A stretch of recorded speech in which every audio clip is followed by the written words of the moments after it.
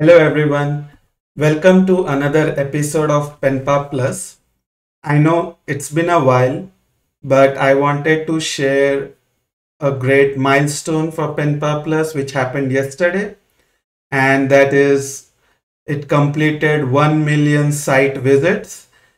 So thank you everyone for all your support and for your continuous use of the website. I'm very thankful for everything. I will continue to improve the site and keep adding features as and when I find the time. But thanks once again to all of the supporters and users.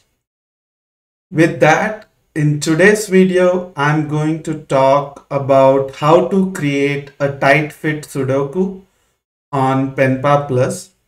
This was recently asked in the Penpaplus Discord channel, and I thought, okay, let's create that video today. So I'm going to use this most recent Tight Fit Sudoku by Akash Dulani on gmpuzzles.com as a reference to showcase this video. With that, let's get started. So once you're onto the Penpa site, and you can click on New Grid button, select board type Sudoku, and I want 6x6 size, and so I select that and click New Grid. And let's say if I decide, oh, okay, this looks small on my screen, so I just want to increase my display size. So I go here, let's say make it 60, and just click on Update Display.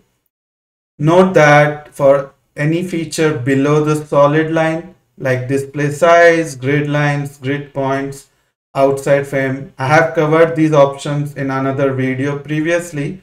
So for any of these options, you don't need to reset the grid or generate a new grid. You can just click Update Display on the existing grid. Very useful if you have already placed some elements onto your grid. So as you can see now, the display size has increased a little.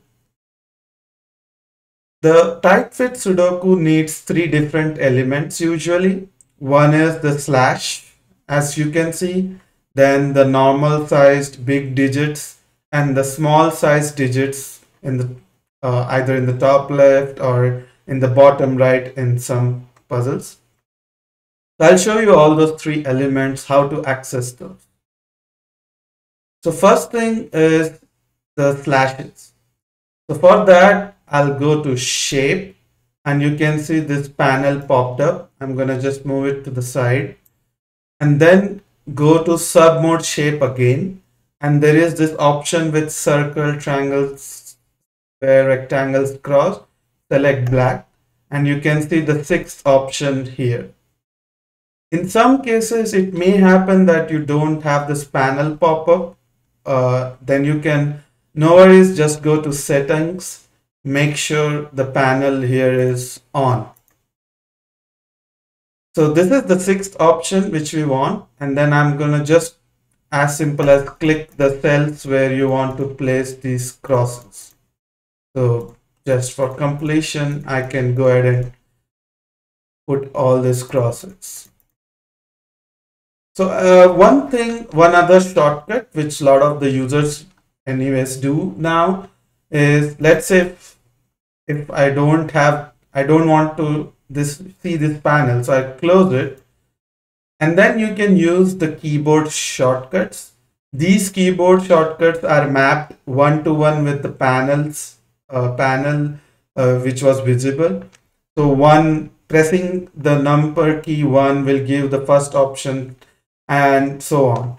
And I knew that sixth option is this, so I can just select the cell where I want to place this slash and then press number 6 on my keyboard, and you can see it does the same thing.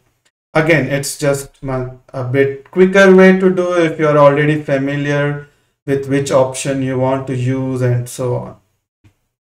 So once you have placed this, the next thing is to put the bigger size digits if you have any. So for that, you can switch to number mode. sub mode should be normal, and the style should be black. And then you can just simply type in the digits using your keyboard. And same thing if you're on your mobile, there will be this panel. I closed it, so I have to go into settings, switch on panel, and you can see you can select the numbers here and place if you're on your mobile or iPad devices.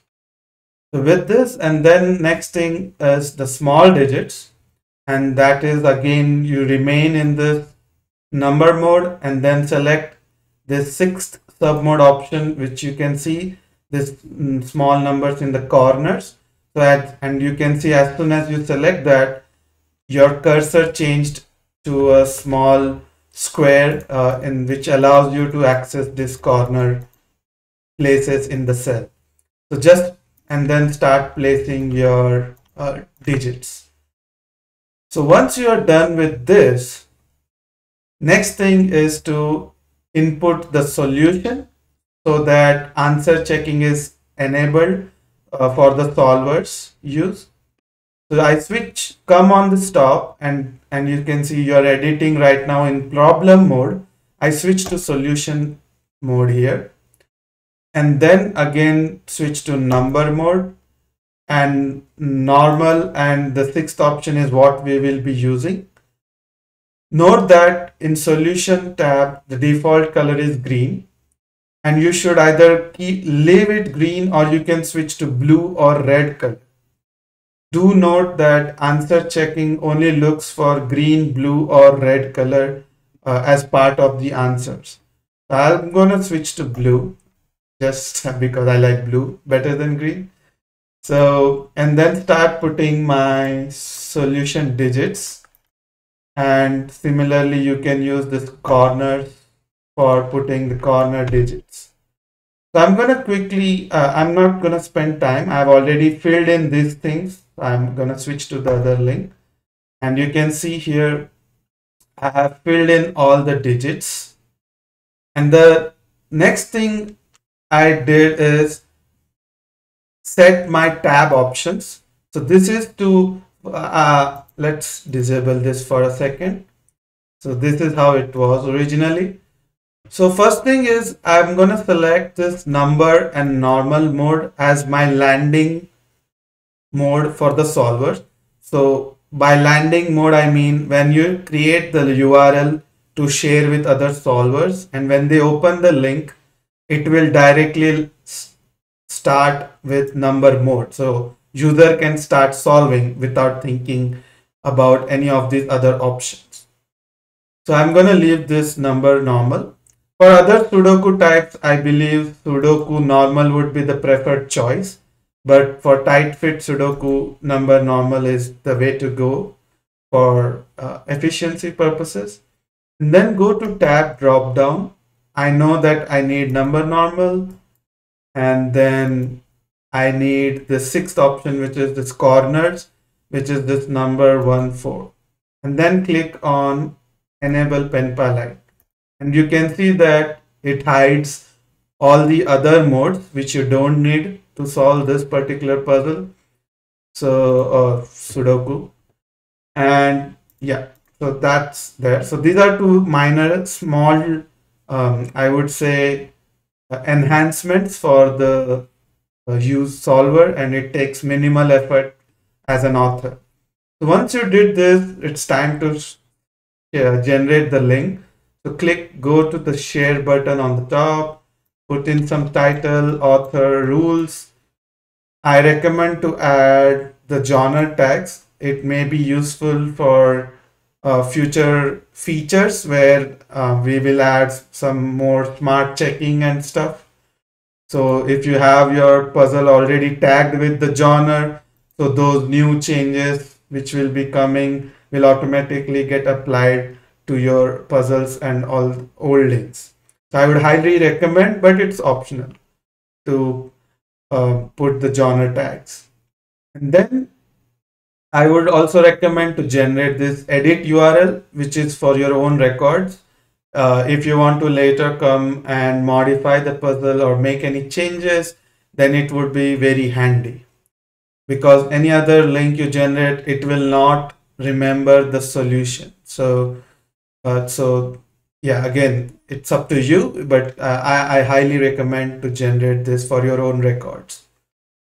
And for now, the actual solver link, because I want to enable the answer check, so I go with the fourth option, which is URL with answer check. And then as you see, I would select this number mode, as I only want to detect the numbers which the user enter in. Put any custom message you want for congratulations, or Penpaplus will use its own default message. Click on generate URL with answer check, and it will give you that link here. So you can just click copy button and start sharing with your fellow puzzlers. One small note here is, if you have selected this option of automatically shorten, then it will directly give a shortened URL. So up to you. I know that a lot of authors have their own database or own short URL shortener. So yeah, it's up to you. For now, I'll just quickly open and showcase this link, how it looks. If I click open, and you can see the landing mode is number normal, and then I can use my tab button to quickly switch between the two different modes which I need. So do specify this particular statement while you are sharing the link, that solvers can use the tab key to quickly switch between the modes, or of course they can manually use their mouse to navigate between the two, but I think tab key is much more efficient. But please do specify that. It might be very helpful for all the new solvers or users for this tool. With that, that's it from me today. I hope you got a good idea on how to create a tight fit Sudoku on Penpaplus. If you like this video, please hit the like button and subscribe this channel to stay tuned with all the latest features and videos on Penpaplus. If you have any particular request, please feel free to reach out to me either on the GitHub of this project or through Discord Penpaplus channel, or even if you comment on this video, it's more than enough. Thank you once again. Take care, everyone. See you next time.